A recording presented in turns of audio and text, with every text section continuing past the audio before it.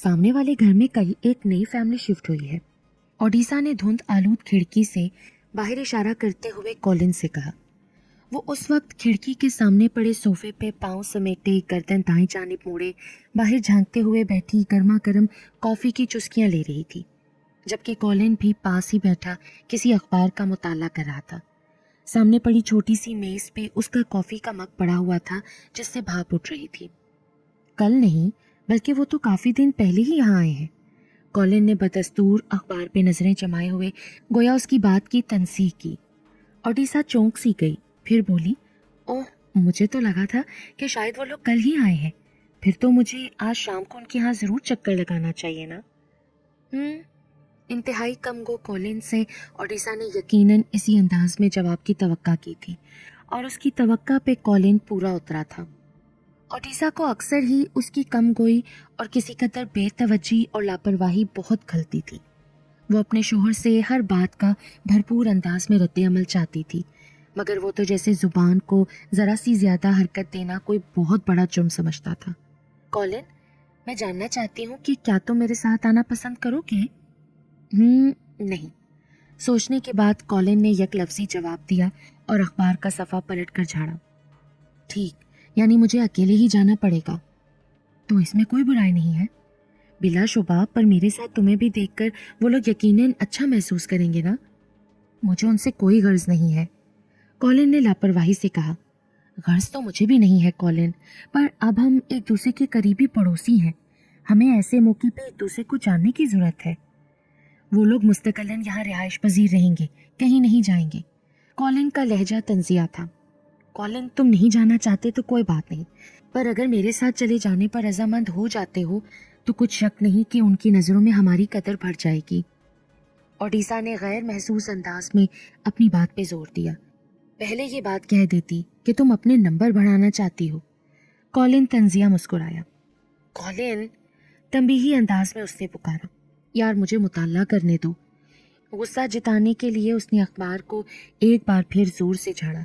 एक गहरी सांस खारिज करते हुए अब उसकी नज़रें अखबार के सफ़े पे रेंग रही थीं। ओडिशा ने नाखुशगवार एहसास के साथ एक तीखी निगाह अपने शोहर पे डाली और कॉफ़ी का मग लिए तेज़ी से उठकर कमरे से निकल गई। वो भी अपना गुस्सा जिताए बिना न रह सकी। कॉलिन ने उसके कमरे से निकलते ही दसदीदा निगाहों से दरवाजे की जानिब देखा और गर्दन को अकड़ाते हुए दोबारा अखबार की जानिब मतवज्जा हो गया। शाम का वक्त था, धुंध हर जानिब फैली हुई थी। दिल में अजीब उदासी भर देने वाली खामोशी का माहौल पे ऐसा राज था कि सारे लोग अपने घरों तक ही महदूद थे। बाहर निकलने से भी शायद उनका जी घबराता होगा। अंधेरा हर जानिब काफ़ी गहरा होता जा रहा था। उस कुशादा पथरीली सड़क की दोनों जानिब घरों की ऊंची ऊंची इमारत धुंध में डूबी खड़ी थी।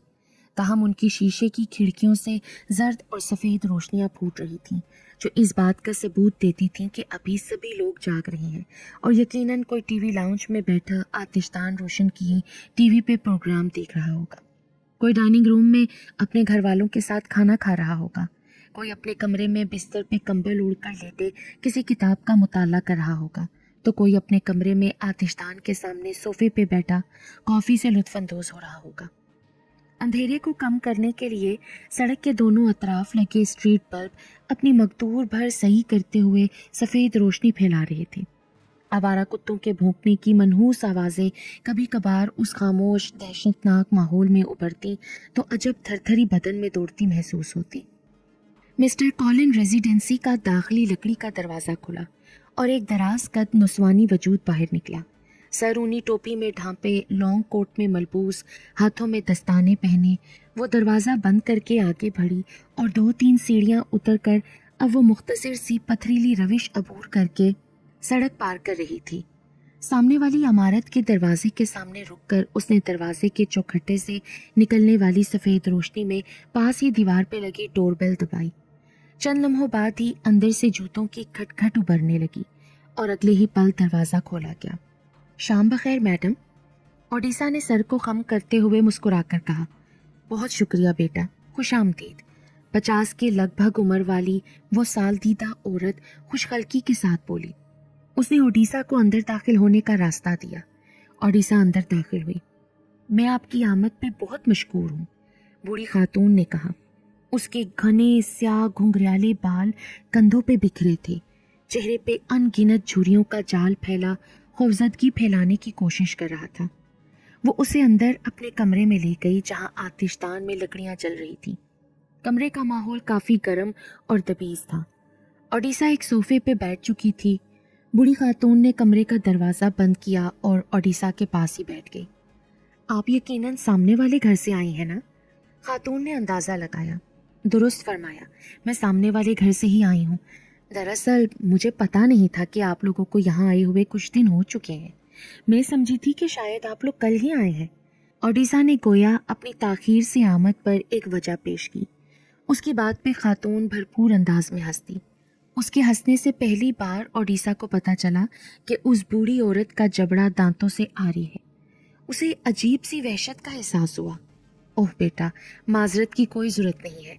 तुम्हारा सिर्फ आना ही विक्टोरिया के लिए खुशी का बायस है। वो इखलासमंदी से अपना नाम लेते हुए बोली। आप लोग कुल कितने अफराद यहाँ रहते हैं? ओडिसा ने घर में महसूस हुई गैर मामूली खामोशी के पेश नज़र पूछा तो खातून बोली, मैं यहाँ अकेली रहती हूँ। अकेली? आप इतने बड़े घर में अकेली रहती हैं? ओडिसा के लिए यकीन करना मुश्किल था। बिलाशुबा, हाँ, मेरा एक बेटा है जो मुझे यहाँ छोड़कर वापस दूसरे शहर चला गया है। दरअसल वो वहाँ अपना ज़ाती अस्पताल चलाता है, वहीं मसरूफ़ रहता है। उसके बीवी बच्चे भी वहीं होते हैं ना। मेरा बेटा मुझसे तंग है, इसीलिए मुझे इस शहर में घर खरीद कर छोड़ गया। बात के अख्ताम में उसका लहजा बरसों के गम में निढाल होता महसूस हुआ। ओडिसा को उस पर बहुत तरस आया था। मुझे सुनकर वाक़तन बहुत अफसोस हुआ है। ओडिसा ने अफसोस से उस बूढ़ी औरत से कहा। शुक्रिया प्यारी लड़की, पर शायद इसी में ही बेहतरी थी, क्योंकि मैं भी अब मज़ीद अपने बेटे के साथ नहीं रहना चाहती थी। उसका रवैया बहुत बुरा था मेरे साथ। उसकी बीवी का तो बस नहीं चलता था कि मुझे मार कर मेरे टुकड़े कर डाले। सफ़ाक औरत।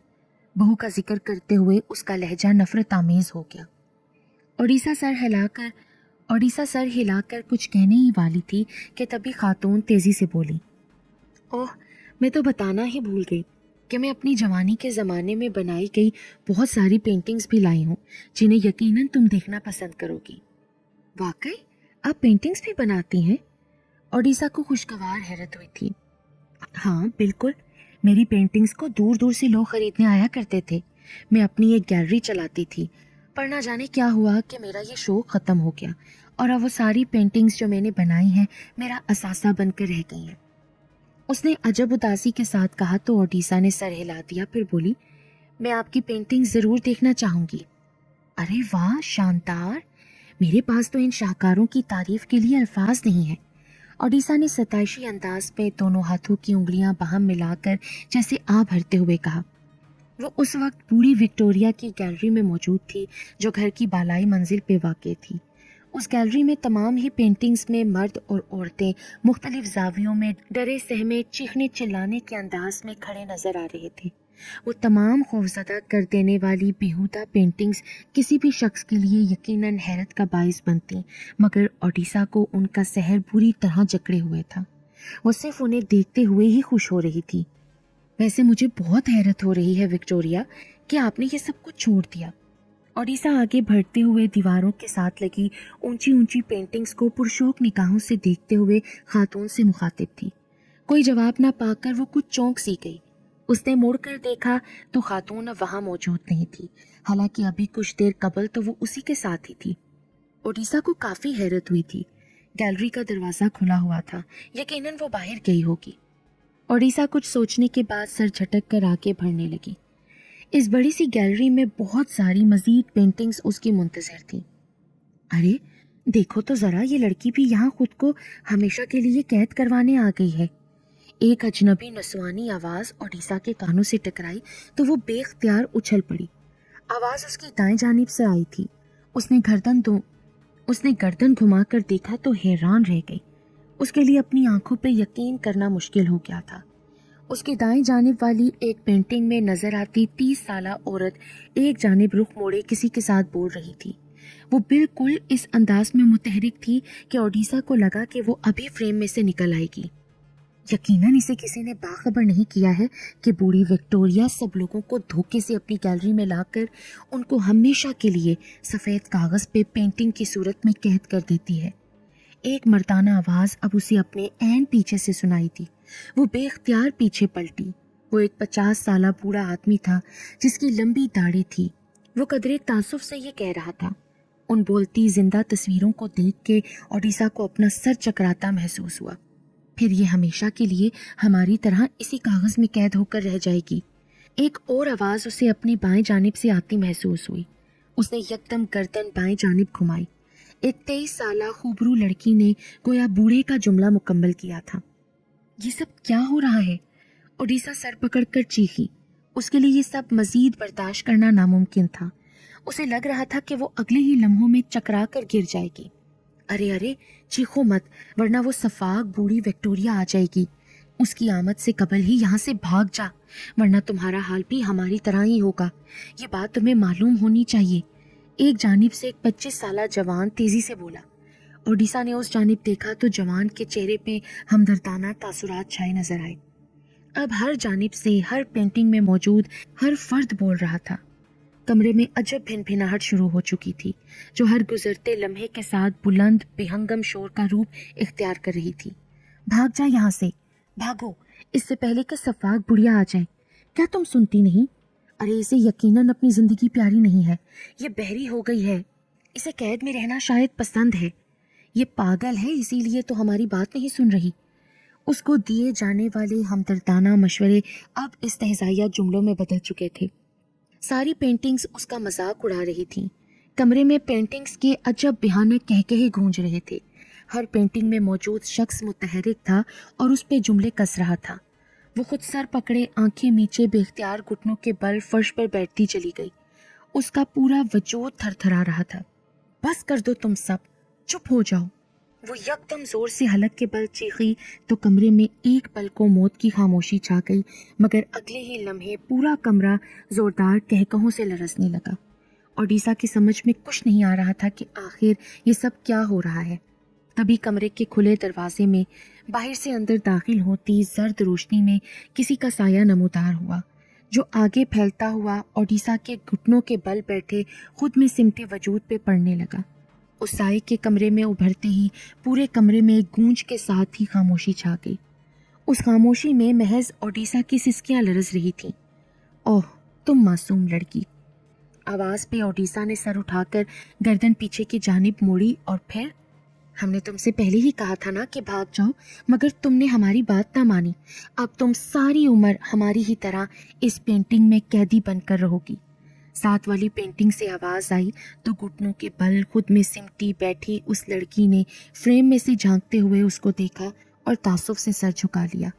अगले लम्हे सारी पेंटिंग्स ओडिसा की बेवकूफ़ी पे कहकहे लगाने लगी थी और वो सिसकने लगी।